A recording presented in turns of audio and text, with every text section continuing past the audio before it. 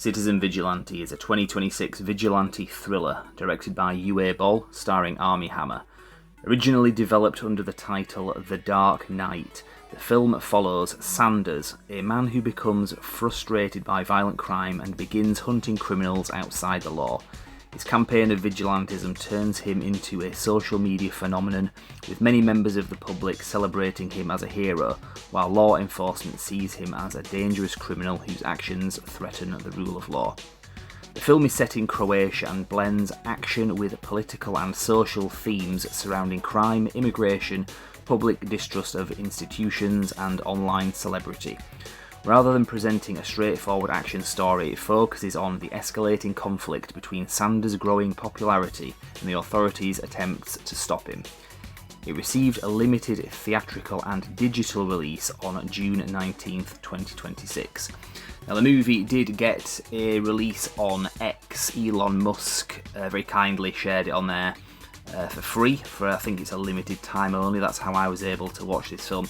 Also, is it just me, or does the Armie Hammer character in this movie just kind of remind you of somebody? When I saw this at first, I thought it was a new Michael Fassbender movie, kind of reminding me of Magneto from X-Men First Class, but anyway, I digress. Now, I am a fan of this movie. I did give it 7 out of 10, which I'll get into my reasons for that, but it's about average. If you look on IMDb, it's currently around about 6.8, so I guess that's average. Now, in terms of the release of the movie, I have seen some dodgy Blu-rays for sale. I don't know if they're any good or not. I'm not even saying I recommend that. To be honest, you don't even need it if, like I say, it's been made available for free, albeit for a limited time only. But the movie's had a bit of an issue getting a release in a number of regions, so let's look at that. So the road to release was unusually controversial for several reasons. The German release was blocked. The biggest obstacle came in Germany, where the film was effectively prevented from receiving a theatrical release after it was denied an age rating. German authorities reportedly concluded that the film's portrayal of violence against immigrants could incite hatred or violence, making commercial exhibition impossible under Germany's classification system. There's also the political controversy, where critics argued that the film's depiction of immigration and vigilante justice risked encouraging xenophobic, in inverted commas, attitudes, while supporters, including director Uwe Boll, claimed it was being politically censored rather than being judged purely on artistic grounds. There's also some issues with Armie Hammer's casting. He's a bit of a shady one, let's just put it that way. You can look into that separately. Although some say he's been unfairly maligned in that sense. Now, there has been some alternate distribution, like I say. Following the German ban, the filmmakers responded by making their movie available for free for a limited period via X, arguing that the digital distribution would allow audiences to judge for themselves despite the theatrical restrictions. The movie received additional attention, like I say, after it had support from Elon Musk. So as a result, much of the discussion surrounding Citizen Vigilante has centred less on its filmmaking and more on debates over censorship, freedom of expression, immigration, and whether its depiction of vigilantism and violence crosses the line into political provocation. So for that reason, I'm going to be talking not just about the movie itself, but I'm going to be talking about what's going on around it and some of the broader discussion. So I'm just kind of winging it. So hopefully you'll stay with me and hopefully this will make sense.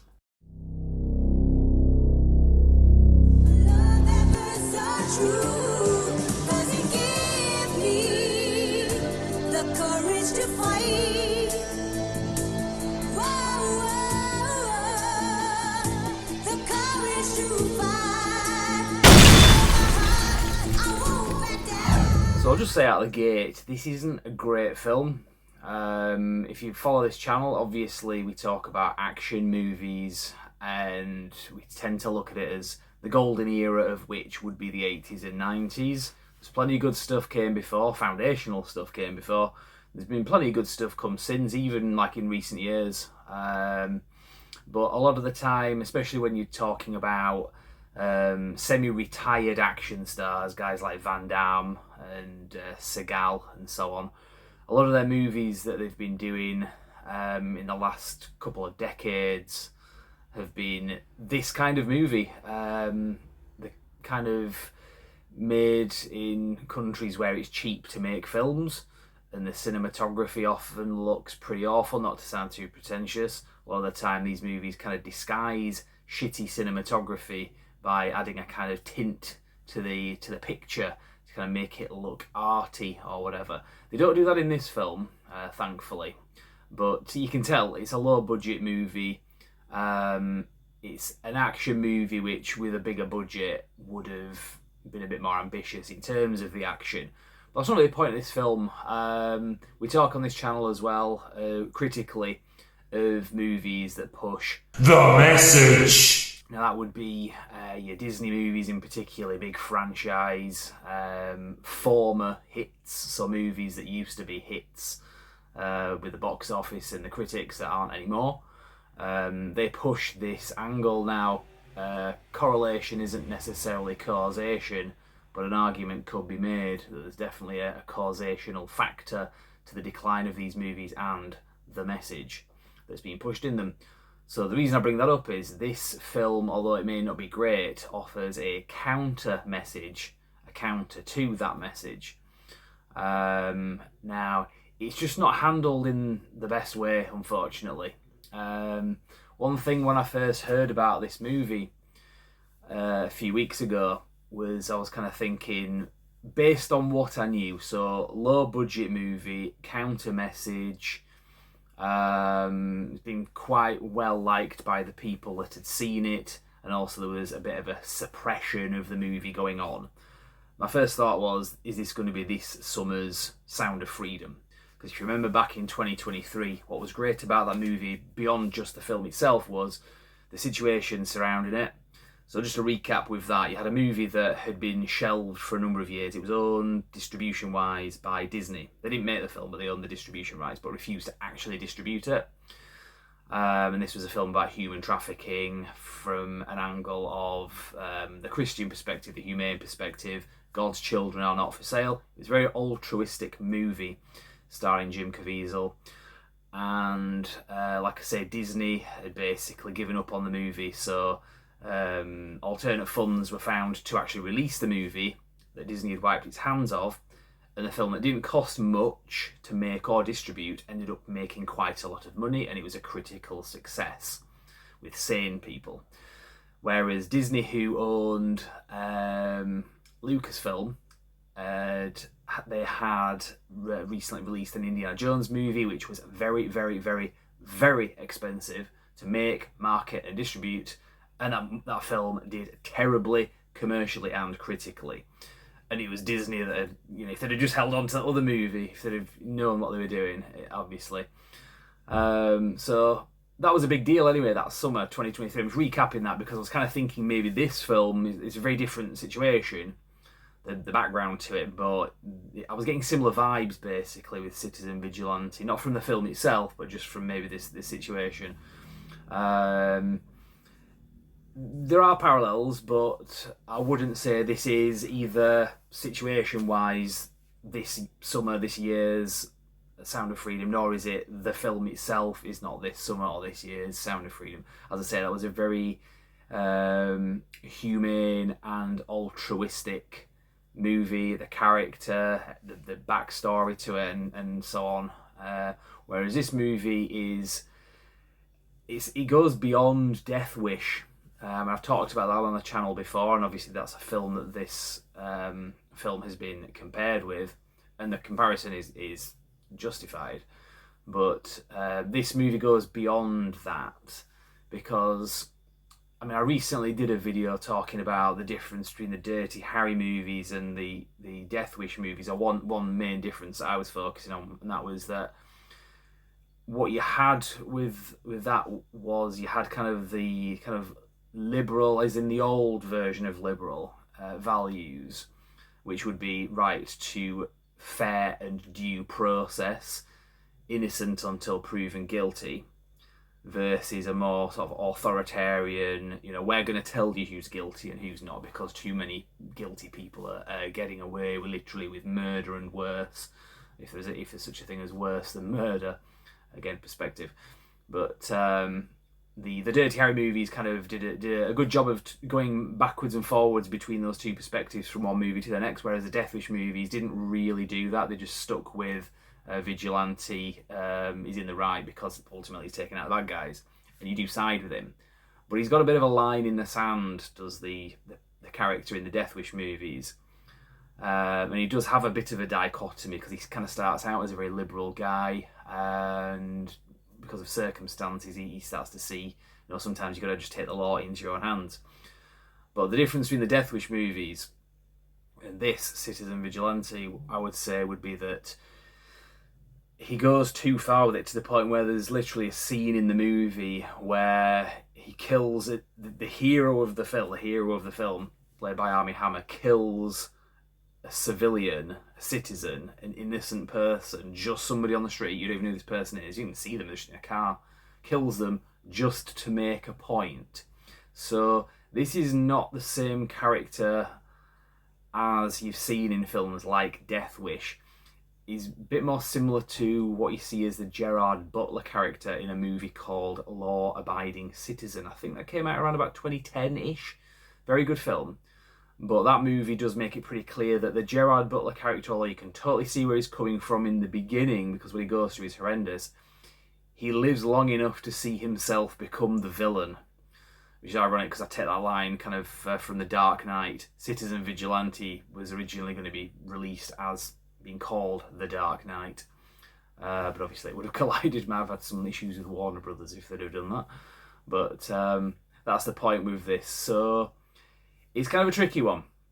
I'm not offended by the fact that the main character is a bad person himself. But he's not as bad as the people he goes up against, and I get that. I've seen many movies that do that, and this isn't the first time I've done it. And I'm not saying it's necessarily a bad thing as such.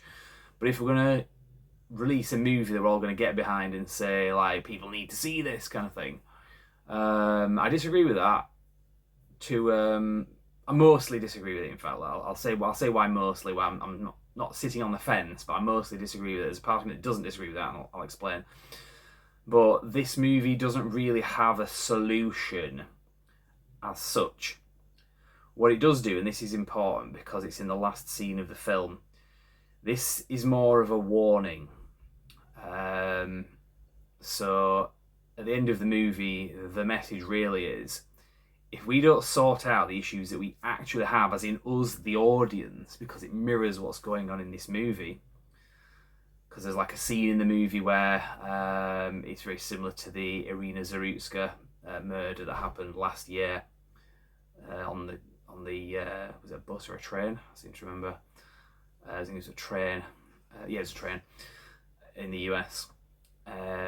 This movie mirrors, like I say, things that have happened and are happening and continue to happen, particularly in Europe, where things need to be done about it, but we don't need to go hard in terms of authoritarianism and brutality, which is what the main character in this movie is doing. So the message that the film ends on, because that's important, it's the last message of the film, is sort it out before things get so bad that the pendulum swings hard the other way, basically. So in a lot of ways, this is a movie warning against what some people would call as the far right. I don't see left, right, far left, far right as a legitimate axis or whatever, a paradigm. I see them as illegitimate, but for the sake of the audience and their perception, the message of this movie isn't, oh, this guy's awesome, he's brilliant, that's what we need to do.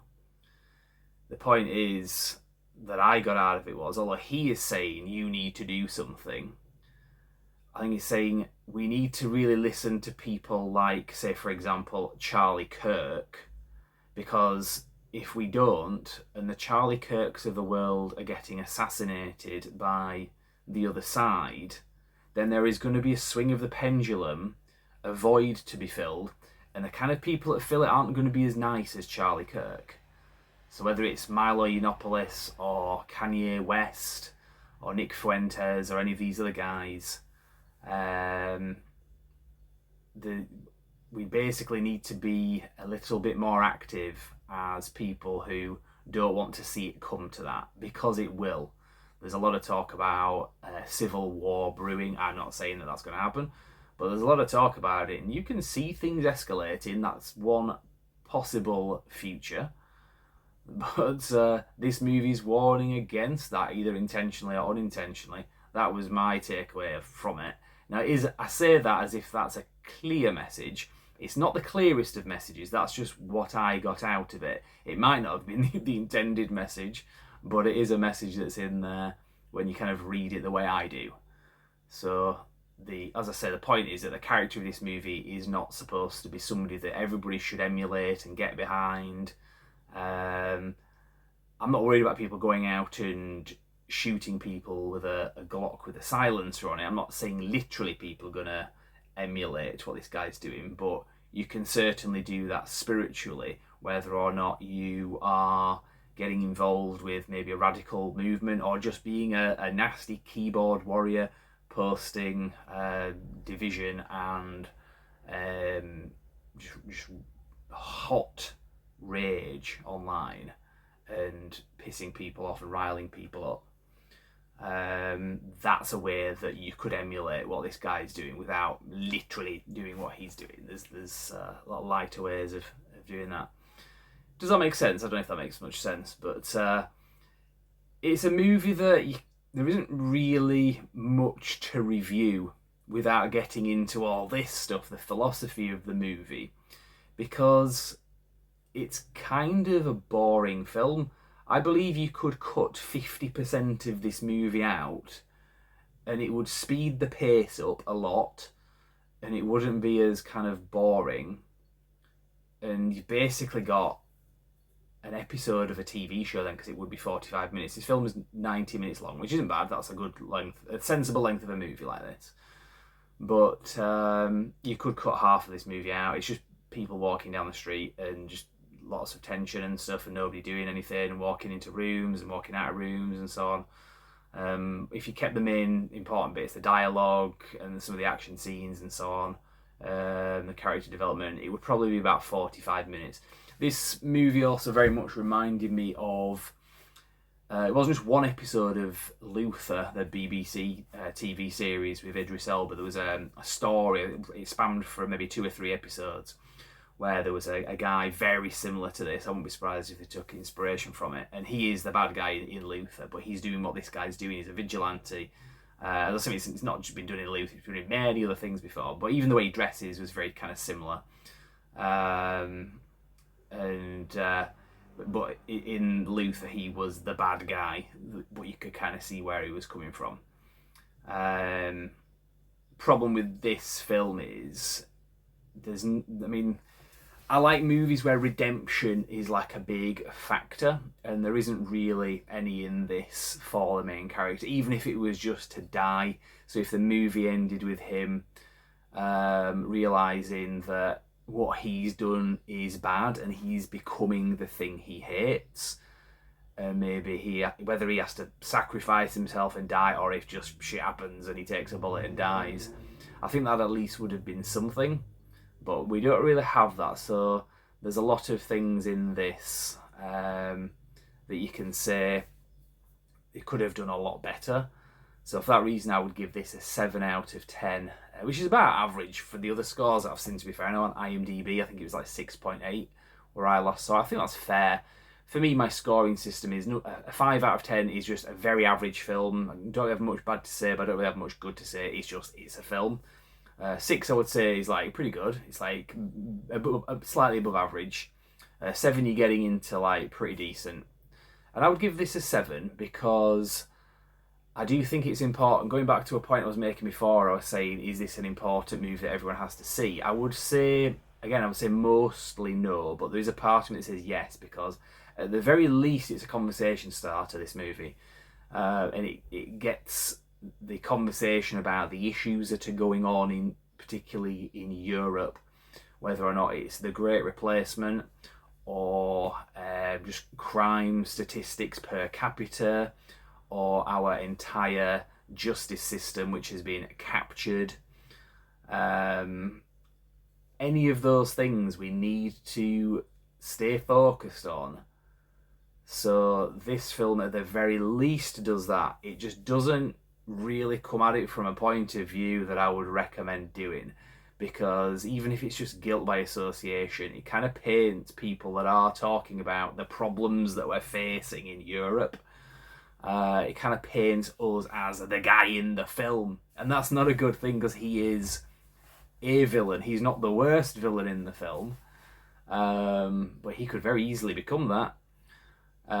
Just as bad.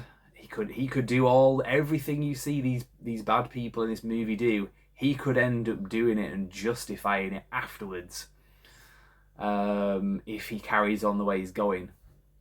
Which is why I say, like, if there was at least some redemption arc in there or something, that would be something. But this filmmaker Uwe Boll, I think I've pronounced his name right. I've seen him in interviews. He's been doing a lot of interviews recently. The first one I saw him do actually was Viking Samurai, who's a pretty good channel, quite a smaller channel compared to some of the larger ones. Don't get me wrong, he's got a good following and so on, but he interviewed Uwe Boll for this, and then I saw a few other interviews that he's done. I haven't really seen him say anything that I've disagreed with. It's unfortunate that he makes a lot of kind of, let's be honest, pretty crap films, to be fair. But this is probably, hopefully, a success for him. And I understand why this film's been getting a lot more attention from guys like, Elon Musk, who shared the film for free. I think it was only a 48-hour window. I think the official movie page for the film itself has also shared it on X, the whole film. That's how I was able to watch it. I downloaded the MP4 file, put it onto a USB stick and plugged that into my TV, and the whole thing played just fine in full HD. So it's pretty cool that we can do that. I know there's some bootleg Blu-rays I've seen start to pop up as well, but I think they're manufactured by, they come out of China basically, so I mean, it's up to you if you want to do something like that. I can't really recommend it, but especially if you can see the film for free on X, if there's ways of doing that. Granted, I think it's a limited time window that you've got to do that. But no, I would say I'm glad that this film has come out. It's not a great movie, like I say. Don't expect anything if you're coming at it from an action movie point of view, because that's what we talk about on this channel a lot. Don't be too excited, because there's not a lot of action in it, and it is quite graphic and gory, and a lot of it is not justified. Unfortunately, not like a film like The Crow, for example, though, where pretty much everybody that you see get killed in that is visceral, but they all deserve it. That's justice, not just revenge. That's justice. Whereas this doesn't. A lot of the gore in this comes from people who don't deserve it, and I don't just mean the victims of the crime, but like the police that are getting involved with this. When you see a lot of them just getting kind of shredded, it's not really necessary, that. So from an action point of view, not great, but also in terms of, like I was saying at the beginning of the video, if this film's to be this year's Sound of Freedom, it definitely is not. As far as films go, the content of the film itself is definitely not. In terms of the circumstances of the movie, there's a bit of a parallel. Obviously, there's a whole zeitgeist issue, but also in terms of how a film where it's quite low budget and there has been an attempt to keep the film from being seen, it's had the Streisand effect, really, and a lot of people have had this movie drawn to their attention, like myself, and felt compelled to watch it, which is great. And to people like us, it's preaching to the choir in terms of at least saying that there's a problem in Europe, but there's also a bit of preaching in this movie that could be taken the wrong way, and saying that this is what people need to do. So, going back, repeating what I was saying, I think the message of this movie is more a warning, because this bad guy in the film, played by Uwe Boll, is something that we need to guard against, by sorting things out. So that's the message of my video, and that's the message that I took from the film. So I'm sure other people will interpret it different ways, but that's the good thing about movies, they are subjective. So that's pretty much where I will leave this anyway. So I might do follow-up videos if there's anything. Obviously this is a review of the film itself, but also this isn't just a movie that you talk about what happens in the movie. It's a conversation starter, hence my video has kind of gone beyond the talking about the movie itself. So if you want an explanation as to why I've been rambling a little bit, that's what I would say is the reason for it, and justified. So thank you very much for watching. As I say, we might talk about this movie if there's any other news stories, or if we've got anybody else that does reviews on this channel, my co-reviewers want to talk about it, we can potentially have them on as well to talk about it. But for now, I'll leave it there and say that is Citizen Vigilante review. Thank you very much for watching. You know that we have several war in our country, and we have a dangerous life. That's why we are here. And I think you know that. Do you know what I think? Why? I don't think it was the good ones that got out of your country. I think it was the bad ones. And I think you brought with you your archaic value system.